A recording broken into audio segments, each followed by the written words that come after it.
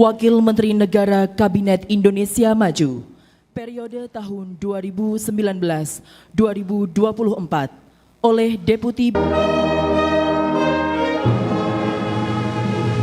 Thomas Djuwandono dilantik sebagai Wakil Menteri Keuangan. Thomas bersama dengan Menteri Keuangan Sri Mulyani akan mengawal anggaran pendapatan dan belanja negara baik yang sedang berjalan maupun RAPBN untuk pemerintahan Prabowo Gibran. Pelantikan ini juga dihadiri Presiden terpilih Prabowo Subianto.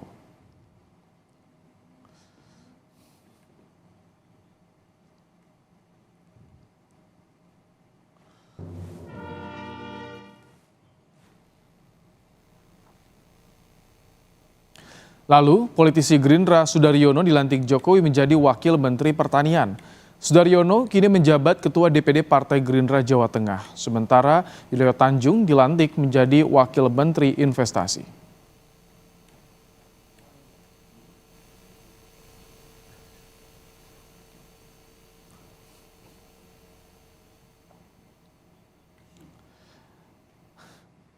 Thomas Djuwandono lahir di Jakarta 7 Mei 1972. Tommy mengenyam pendidikan Master International Relations and International Economics di Johns Hopkins University School of Advanced International Studies, Washington, Amerika Serikat, dan studi sejarah di Haverford College, Pennsylvania, Amerika Serikat.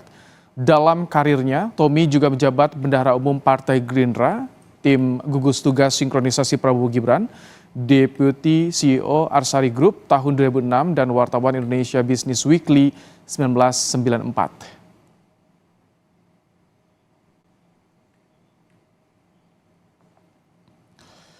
Sementara Sudaryono yang dilantik sebagai Wakil Menteri Pertanian lahir di Grobogan pada 23 Januari 1985. Lulus dari IPB, Doctor of Philosophy PhD Finance General 2020 hingga 2023 dan Swiss German University Master of Business Administration 2015 hingga 2018.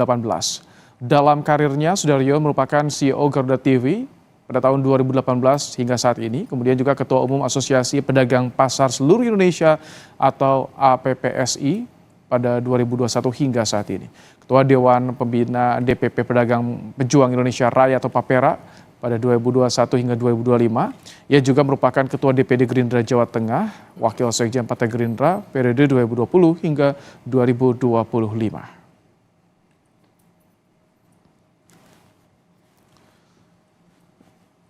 Sementara Yulio Tanjung merupakan ASN di Kementerian Investasi dan Badan Koordinasi Penanaman Modal BKPM sebagai PLT Deputi Bidang Pengendalian Pelaksanaan Penanaman Modal BKPM.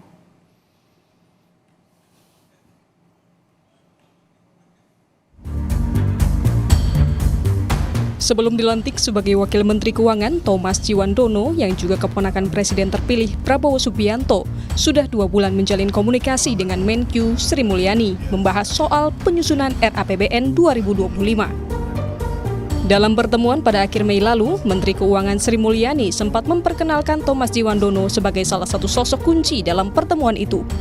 Bahwa Kementerian Keuangan sebagai suatu institusi memang memiliki tugas hari ini yang sangat penting, yaitu menyiapkan RAPBN 2025 yang merupakan instrumen sangat penting bagi pemerintahan, termasuk pemerintahan baru di bawah Presiden terpilih Bapak Prabowo dan Wakil Presiden Gibran akan menjalankan program-programnya. Aku manggilnya Mas sih sebetulnya, tapi kayaknya Pak terlalu tua. Mas Tommy Djuwandono, untuk yang belum kenal, sebagian mungkin sudah kenal beliau.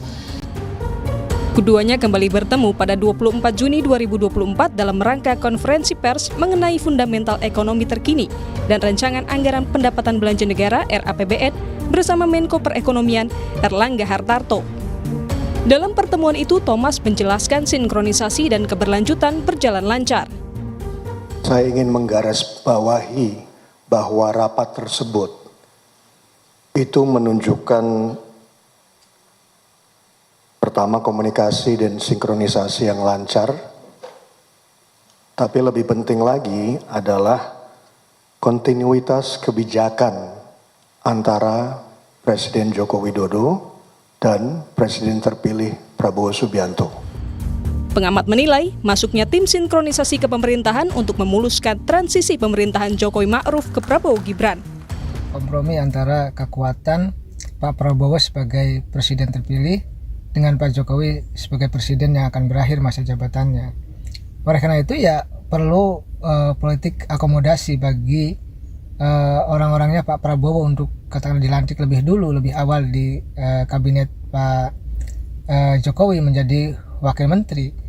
Jadi ya apa bergainingnya, komprominya, ya tentu ya pemerintahan nanti berjalan dengan mulus, berjalan dengan baik, berjalan dengan aman, sehingga nanti pun ketika Pak Jokowi misalkan punya keinginan, punya titipan gitu kepada pemerintahan Prabowo yang baru, ya bisa saja diakomodir oleh Pak Prabowo.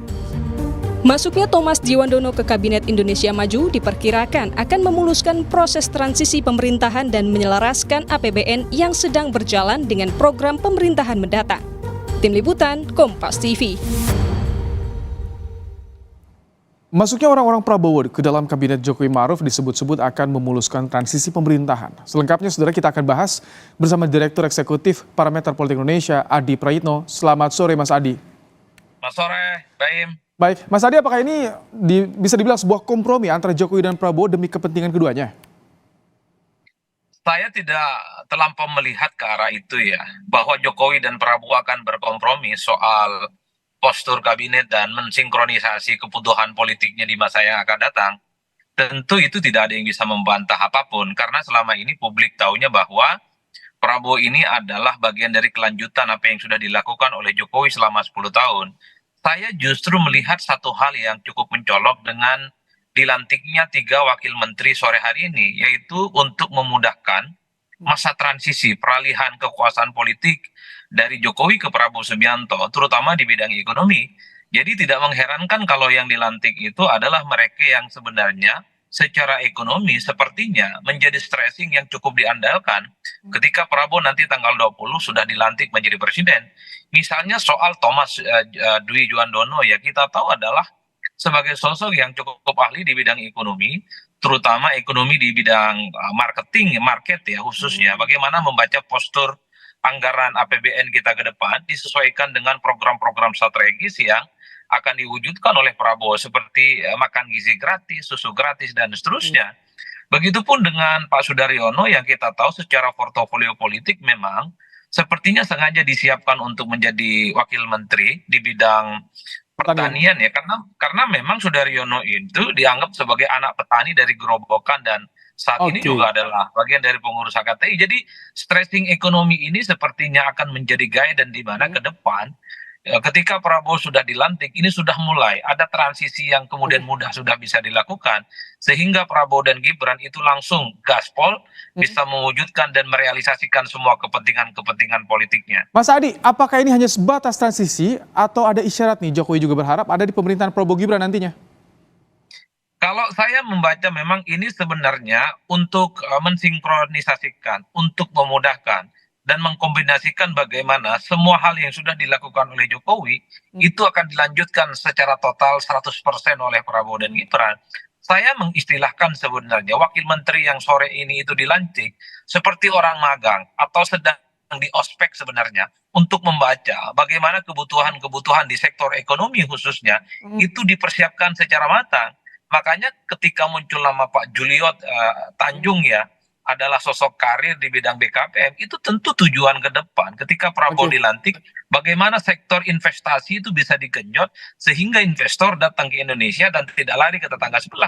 Jadi ada stressing ekonomi sepertinya yang akan tapi ini tinggal hitungan bulan loh Mas Adi, apakah efektif? Karena ini yang 2 yang masuk ini lingkar dekat Prabowo juga nih. Apa yang Anda baca soal ini? Saya kira 2 hal sekaligus. Memang kita tidak bisa menutup mata bahwa ini memang bagian dari sharing power dan akomodasi politik ya. Dari orang-orang yang selama ini dianggap cukup dekat dengan Prabowo Subianto, maka nama Pak Sudaryono, Mas Thomas gitu ya, adalah sosok yang cukup lekat bagaimana kemudian diakomodasi dalam sisa 3 bulan pemerintahan Jokowi.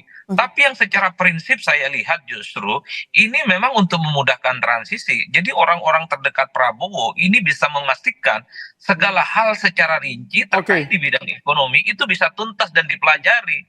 Sehingga ketika dilantik tanggal 20 Oktober, Prabowo dalam bidang ekonomi sudah siap Oke, kalau bagaimana dari melakukan pencapaian-pencapaian strategis. Oke Mas Adi, kalau dari Prabowo ini memudahkan transisi, tapi keuntungan bagi Jokowi apa ini?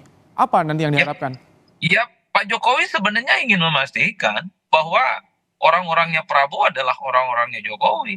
Jokowi ingin juga menegaskan bahwa orang-orang Prabowo yang saat ini dilantik juga bagian dari upaya penting sebenarnya ada peran Jokowi yang secara signifikan bisa dilihat dari situ.